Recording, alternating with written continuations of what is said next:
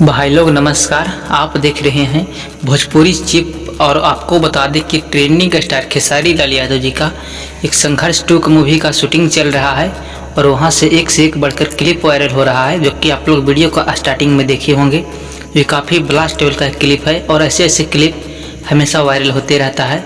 मतलब भोजपुरी का सबसे महंगा मूवी आ रहा है संघर्ष 2, अब तक का सबसे महंगा भोजपुरी इंडस्ट्री में मूवी होने वाला है। तो आप लोग इस मूवी को ज़रूर प्यार दीजिएगा और आप लोग के बीच में बहुत जल्द ट्रेलर भी रिलीज़ किया जाएगा और जैसे ट्रेलर आएगा वैसे ही तहलका मचा देगा, जो कि अभी मूवी का क्लिप से ही पता चल रहा है कि कैसा मूवी होने वाला है। तो आप लोग समझ ही सकते हैं, वीडियो का स्टार्टिंग में क्लिप देखकर ही समझ गए होंगे कि मूवी कैसा होने वाला है।